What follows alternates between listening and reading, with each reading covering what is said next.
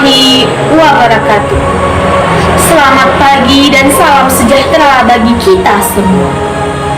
Saudara-saudara sekalian, hari ini adalah tanggal 17 Agustus 1966, hari ulang tahun ke-21 daripada Republik kita. Pada hari ini, Republik kita genap berusia 21 tahun atau lebih dari 1000 minggu. Kita bersyukur kepada Tuhan Yang Maha Esa bahwa Ia telah menuntun negara kita dan bangsa kita hingga kita dengan selamat telah sampai kepada hari yang berbahagia sekarang ini. Makin kita bertambah dewasa, makin besar dan makin beratlah tugas-tugas dan tanggungan-tanggungan yang kita pikul di pundak kita. Karena itu, maka pagi-pagi kita harus memperbesar dan memperdalam rasa tanggung jawab kita, baik sebagai manusia maupun sebagai bangsa. Tanggung jawab kita kepada siapa? Sudah tentu tanggung jawab terhadap bangsa kita sendiri, sudah tentu tanggung jawab terhadap kemanusiaan, dan tanggung jawab terhadap Allah Rabbul Alamin. Maka justru karena bertanggung jawablah kita harus terus bekerja dan berjuang terus. Kalau perlu mati-matian, ya kita berjuang terus. Pada tiap-tiap 17 Agustus, saya kembali berhadapan muka dengan saudara-saudara yang berada di Jakarta ini. Dan melalui corong radio, saya juga berhadapan suara dengan sekalian saudara di seluruh tanah air dan di luar tanah air. Lebih daripada itu, saya juga berhadapan semangat dengan saudara-saudara, terlebih-lebih dengan saudara-saudara yang benar-benar revolusioner, the actual revolusioner, yang benar-benar progressive revolusioner dan bukan retrogressive revolusioner. Dan karena berhadapan semangat, maka kita mencapai persatuan semangat, persatuan batin, persatuan rasa, persatuan kesadaran, persatuan tekad. Untuk apa? Untuk mengabdi kepada kemerdekaan, untuk mengabdi kepada tanah air dan bangsa dan negara, untuk mengabdi dan menjadi pejuangnya revolusi. Persatuan semangat, persatuan batin, persatuan rasa, persatuan kesadaran untuk menyelesaikan revolusi kita. Iya, revolusi kita. Sekali lagi, revolusi kita yang belum selesai ini. Teristimewa pada tahun ini, pada saat Republik Indonesia telah meninggalkan tahun 1965 dan menjalani tahun 1966 yang telah menggemparkan kita dan menggemparkan seluruh dunia. Dan terutama sekali lagi, tahun 1966 ini yang oleh orang dalam negeri malahan dinamakan tahun gawat.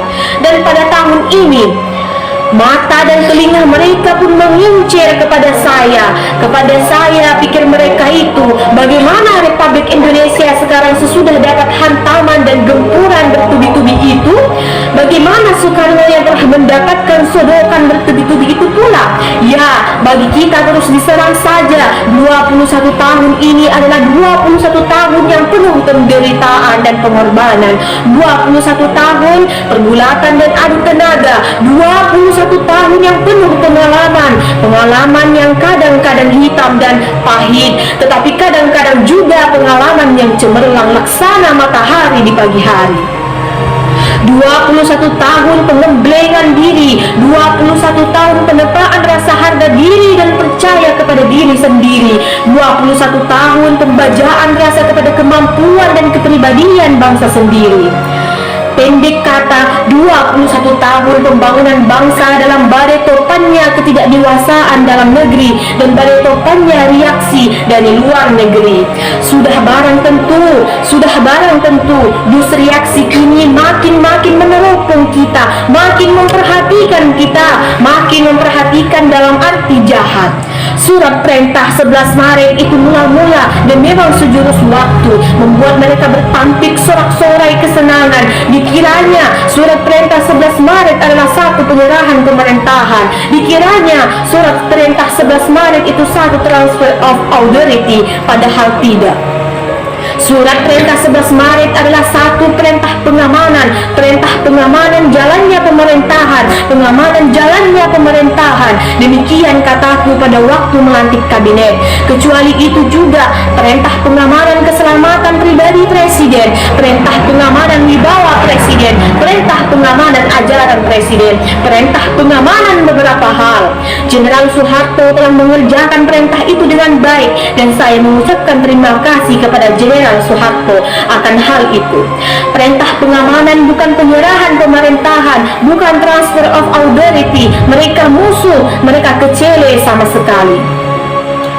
Di situ saya jelaskan bahwa PBB sekarang ini adalah sarang daripada negara-negara besar, didominasi oleh negara-negara imperialis. Sesungguhnya perjuangan perombakan PBB adalah satu bagian daripada perjuangan anti-imperial. Saudara-saudara, demikianlah beberapa ungkapan introspeksi dan mawas diri daripada tahun-tahun yang telah lampau. Panjang ya, 21 tahun ini penuh dengan pengalaman-pengalaman pahit dan manis, penuh dengan pengalaman-pengalaman plus dan minus. Kewajiban kita ialah mengoreksi minus-minusnya, menyempurnakan plus-plusnya. Kewajiban kita ialah mengoreksi minus-minusnya dan menyempurnakan plus-plus sebagai bekal untuk perjalanan kita seterusnya. Yang masih jauh dan niscaya masih berat itu, men learn history always more than one Tiboran.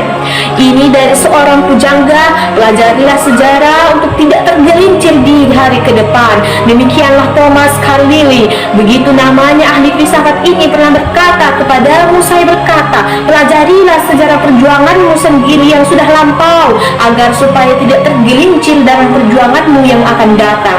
Itulah intisari daripada peringatanku tadi. Jangan sekali-kali meninggalkan sejarah. Never leave history. Jangan sekali-kali meninggalkan sejarahmu sendiri.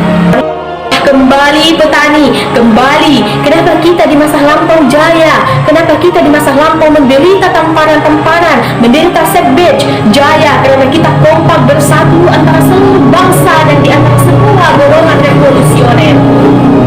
Jaya karena semua kompak mengemban panca azimat revolusioner. Jaya karena kita semua kompak mengemban Pancasila.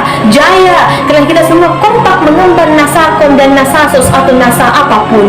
Jaya karena semua kompak mengemban Manipul Usdek. Jaya karena semua kompak mengemban Trisakti. Jaya karena semua kompak mengemban berdikari total dan menderita tamparan, menderita setback, dan waktu kita terpecah belah dan tindak semi budalan semua revolusioner create change in all the nation.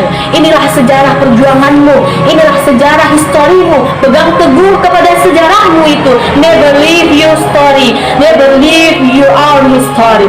Peganglah apa yang telah kita miliki sekarang, yang adalah akumulasi daripada hasil semua perjuangan kita di masa lampau, kataku tadi. Dan kataku tadi, jikalau engkau meninggalkan sejarah, engkau akan berdiri di atas vakum, engkau akan berdiri di atas kekosongan, dan perjuanganmu nanti paling-paling bersifat amuk saja. Seperti kera di gelap gulita, ada orang-orang yang tidak mau mengambil pengajaran dari sejarah, bahkan mau melepaskan kita dari sejarah itu. Mereka yang akan gagal sebab melepaskan sesuatu, rakyat atau bangsa dari sejarah adalah tidak mungkin. Nasional biologis tidak mungkin, nasional psikologis tidak mungkin, dan tidak mungkin pula karena engkau, hai rakyat, hai prajurit-prajurit dari semua angkatan bersenjata, hai pejuang-pejuang progresif revolusioner, engkau tidak mau dipisahkan dari sejarah. Sejarah perjuanganmu sendiri tanpa tedeng aling-aling. Inilah ajaran pemimpin besar revolusioner, ajaran Bung Karno, ajaran Bung Karno, hai rakyat jelata, hai prajurit-prajurit, arek-arekku yang memanggul bedil, hai semua pejuang progresif revolusioner, hai semua laskar revolusi Indonesia yang benar-benar bertekad mati-matian untuk berjuang membawa revolusi Indonesia kepada matahari kemenangannya abadi, menyinari Indonesia dan seluruh jagat raya Indonesia. 30 aku memimpin besarmu, demikianlah kataku, aku memimpinmu, ikutilah pimpinan aku ini, ikutilah semua petunjuk-petunjukku. Aku tidak punya pengongso-ongso, aku tidak punya keinginan keuntungan pribadi, aku tidak mengejar self interest. Aku hanya ingin memimpin engkau, aku hanya ingin memimpin engkau, antara lain karena juga ditugaskan. Aku hanya ingin menunjukkan jalan kepada engkau, selalu dengan engkau, tidak pernah tanpa engkau. Dengan engkau aku berdiri, tanpa engkau